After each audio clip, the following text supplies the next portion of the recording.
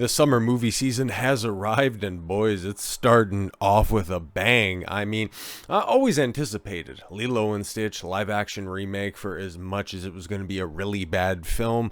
I've seen a couple of reviews on it, and yeah, it's not good. Okay, stick with the original, which isn't even that old if we're being completely honest. I remember when that came out, I think it was like in the 7th grade.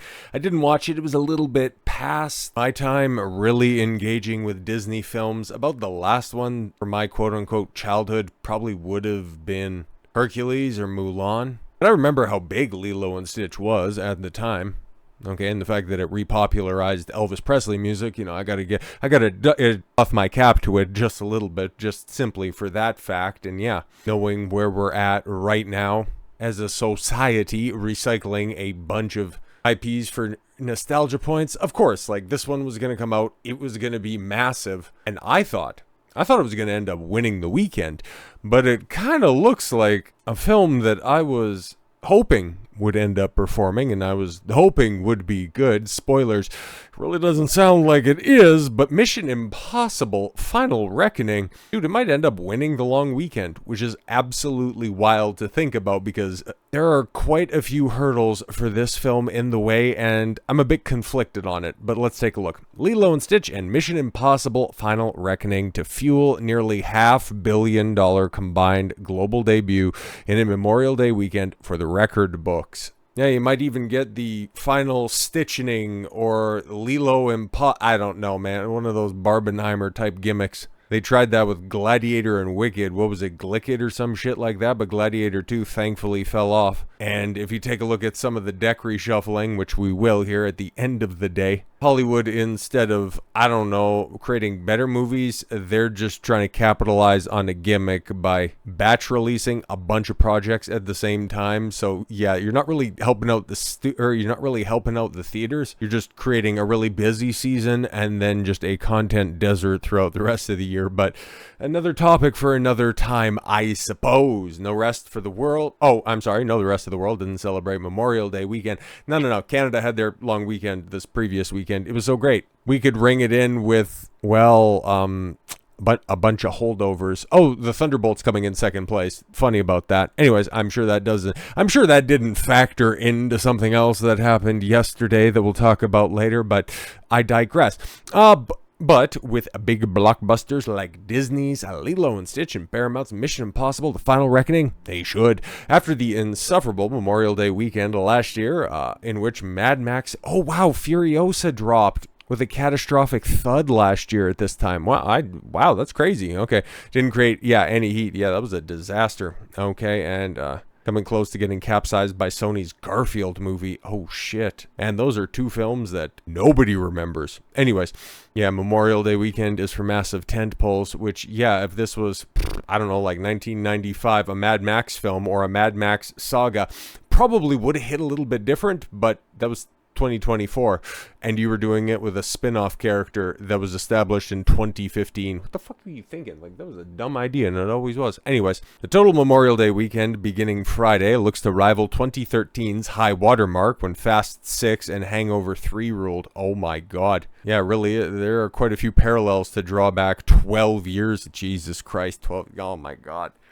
Oh! Now, here's the thing, okay? Whenever you see that and you realize that, oh shit, 2013 was 12 years ago, it's normally followed by, if you see it in like a social media post, you feel old yet? Realize that you see this a lot actually with CGI posts. I've seen one recently that had a 4 square of, General Grievous, Peter Jackson's Long Kong, Davy Jones, and I forget the other one, but yeah, talking about how CGI from 20 years ago looks better than the slop that we have right now. And when are we going to come around to realize that how good we used to have it? And a lot of people underneath of that, instead of just going, yeah, you know what, Davy Jones still does look incredible, they're going, bro, that was 20 years ago. And it's like, yeah, that's wild. But then at the same time, it's like, we've been stuck in just this cultural stagnation for so long. But God, just a lot of other disparate ideas. And we're just not talking about this really bad film that's going to make a lot of money. But anyways, yeah, Box Office Mojo, yeah, minted $315 million stateside over 4 days back in 2013. But I'm sure if you adjust that for inflation, it's probably somewhere in on and around 500 million, I would imagine. not even factoring in inflated ticket prices. I digress. Both Lilo and Mission will score a box office start is looking at $485 million combined, broken out. That's $275 million for Lilo and Stitch and $210 million for Mission Impossible Final Reckoning. Jesus. Okay, so it looks like Lilo and Stitch is in fact going to dominate the weekend, so I wasn't wrong on that, okay? $210 million. That's best in the franchise, by the way, for Mission Impossible, which is very interesting. It's very interesting. Okay, Lilo and Stitch stateside has $20 million plus so far in pre-sales, which is about half of what Moana 2... interesting. Okay, and 2019's live-action Lion King before the opening. Pre-sales are ahead of Super Mario Brothers movie, Little Mermaid, and the Minecraft movie. That is... like, all of... man, I don't even know what to do with any of that data because, yes, Moana 2 made over $1 billion. Lion King just about made $2 billion. Super Mario Brothers, yeah, over $1 billion. And Minecraft movie, thank God, isn't going to quite get there, but still made over $900 million. So if you think the audience is getting smarter and that the studios are going to learn the right lesson of hiring more competent writers and making better movies is going to be learned, nah, man, just remember Minecraft made over $900 million. But then, of course, the one outlier, the Little Mermaid live-action remake, like, that was a flop. A catastrophic disaster. Did not make back its money at all whatsoever.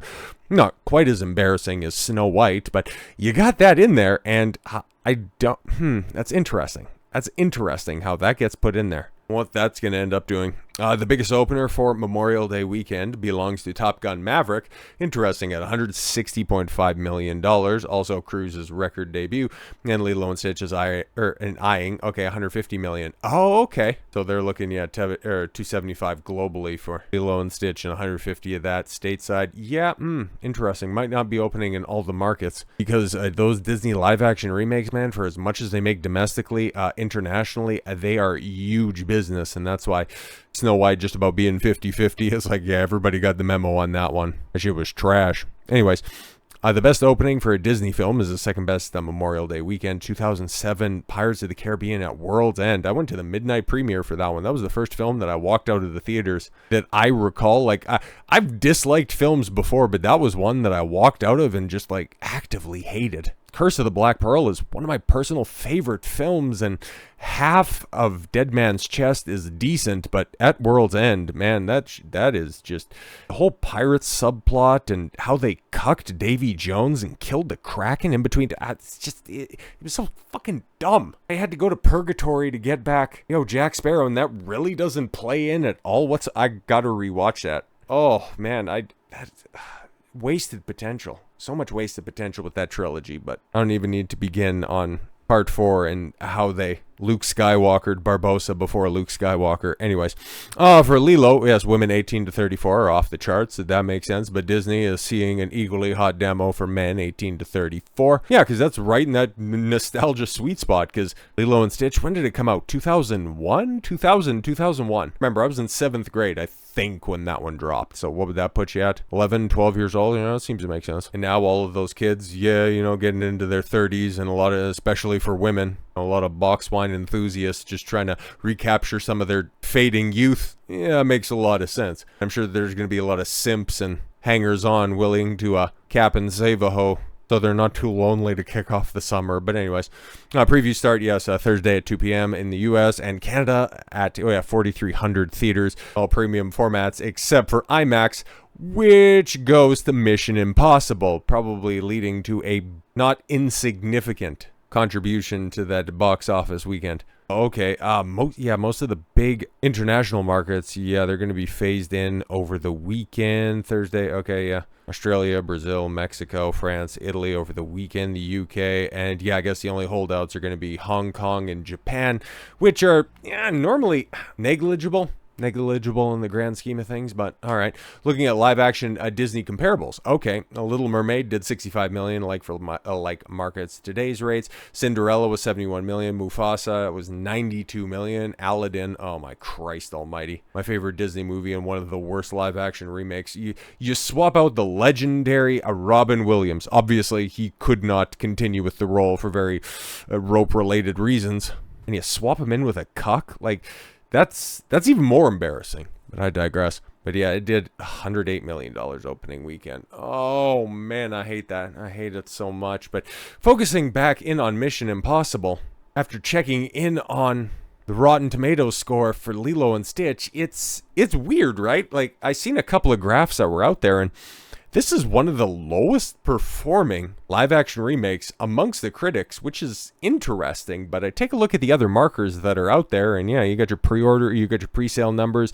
I'm sure that there's legit going to be some walk-up enthusiasm behind this. It legitimately is the only family-friendly movie. It's not like, Mission Impossible has a bunch of tits and gore and, swear words and vulgar material. It's just, this is like, they got the niche right here. And this is the big money niche. So even if the critics don't like it at 72%, it's under 2 hours. It's a recognizable IP. It's gonna do gangbusters, man. Like, I could foresee this making $1 billion as long as it has legs. Doesn't really have competition in this genre until live action How to Train Your Dragon comes out in a couple weeks time. I think it's going to be fine, even with, the 72 critic score, which isn't really going to mean much. So you take a look at Final Reckoning, and it's certified fresh 80%. But from what I'm hearing, man, like, okay, you feel every minute of that 2 hour, 49-minute runtime for an action movie that only has about 2 major and overall 4 action set pieces, a whole bunch of exposition, a nonsensical plot, a mustache-twirling pseudo-villain, and throwbacks not to the entire franchise, but to Mission Impossible 1 and 3. And hell, you don't even really need to watch Dead Reckoning, because up front you get a whole bunch of exposition leading you into this plot with an AI that doesn't make any sense. It literally sounds, actually not even literally, it just sounds like a clusterfuck of epic proportions, but people like it? I don't know, man. It's interesting. The fact that it's going to make $200 million plus over the long weekend, which it could end up going a little bit higher than that. Like I said at the beginning, I'm very conflicted. Because on one hand, I don't want to support bad movies. Poorly written movies across the board are the bane of the industry. If we wanted to distill it down to one point as to why Hollywood is suffering so bad, it's because, they have terrible scripts, nonsensical characters, all in service of a bloated sequel, prequel, requel-ridden franchise. So this definitely checks all the boxes, and it's also bad business practice because you take a look at this, okay? Final Reckoning's budget is reportedly at least $400 million, meaning that, in order for this thing to simply break even, we're looking close to $1 billion, man. You take a look at that marketing budget as well, with Tom Cruise flying around the world, this time on the inside of the plane as opposed to the outside of the plane, which from what I'm hearing on that, realistically, it doesn't even look like in the movie itself, it doesn't even look like that was practical looking shot. Like, you would have achieved the exact same stuff in camera if you would have had him in a wind tunnel against a green screen. So it's spending a lot of money stupidly, and that's not something that I would encourage rewarding. But then at the same time, man, okay, you got Tom Cruise making the rounds, saying all of the right things, and that's why I'm so conflicted on this, because I don't want to reward bad business and bad creative practices. But then at the same time, I do want to reward the film, because Tom Cruise is definitely setting the standard about being appreciative to the fan base, working extremely hard on the project, keeping politics out of it. And even if you do just a bad job, like, here's the thing, I like the Hobbit movies. They're atrocious films, but they're well acted and some of the characters are fine. There are reasons to like that stupid, bloated trilogy. And then, you have Tom Cruise over here just, shaking hands, kissing babies around the world, in Japan and South Korea, stopping at AMC's and just chatting up the staff, intensely eating a bag of popcorn. Like, he's doing everything right. Hopping on podcasts, for Christ's sakes, even if it is cringe-ass Pat McAfee. Talking about the movie-making business, okay? Told everybody that we need to still make movies. We got to keep making movies. We have to be relentless about it, and we just need to make sure people still have jobs. It's like, he's looking out for the health of the industry, the people that are working in it. He's not out there to just simply get his. Like, he's a guy, right? Like, okay, Guys, have you heard of this guy named Tom Cruise before? He's a little bit of a deal. He's not just trying to get his and pull the ladder up behind him like so many other contemporaries of his in the field. No. He wants to leave the place in a better spot than he found it, which is something that you cannot say with so many other people that are out there. So yeah, this is why I'm so conflicted when it comes to this movie. From what I'm hearing, I'm not going to search it out. I'm not going to wait for streaming because a 3-hour exposition fest, I can fucking do without. Thanks a lot. I can do better. I would much rather trim my pubic hair with vinegar-soaked tweezers and dedicate 3 hours of my life to just, round table sequences. Fuck off. But also, as superficial as you might think it is, seeing somebody like this so dedicated to their craft and then just potentially hey man, fouling a ball off at the plate, might be able to look the other way. You can justify it however you want. It's kind of like those people who always say that, I hate everything that Disney Star Wars does, but you know what I did? Just to show my protest, I went and I seen the 20th anniversary of Revenge of the Sith, Revenge of the Sith in the theaters is a big F you to Disney. It's like, makes a lot of sense to me. But no, man, it'll be interesting to see, because I would imagine the projections are probably just giving you a rough idea. At the time of recording, I have no idea what the previews are looking like for any of this stuff. Obviously, no box office receipts on a Thursday evening. But when it's all counted, when it's all done and dusted, I'll be interested to see. And especially I'll be interested to see what the people are saying coming out of this, because there was a very mixed reaction to Dead Reckoning. Hence why this is the Final Reckoning Part 2, and not Dead Reckoning Part 2. And ultimately with Lilo and Stitch, because you kind of hoped, it's kind of the flip reverse of this, right? Because with Snow White failing, you were hoping that Disney was going to be done doing their live action abominations, and then here comes Lilo and Stitch, and it's very much on its way, potentially to be making $1 billion, winning out hugely, bigly on the Memorial Day long weekend. It's a tough one to call. But regardless, whatever you do over Memorial Day long weekend, if you're going down to the cinema, hopefully you have a good time. With everything that's in the theaters right now, I wouldn't be able to posit a good recommendation other than hopefully your theater is re-releasing something good from like 20 years ago. So with all that said, thank you all very much for the gift of your time. I've been Don Consuelo. I want you to follow your gut and get after it. Take care, everyone.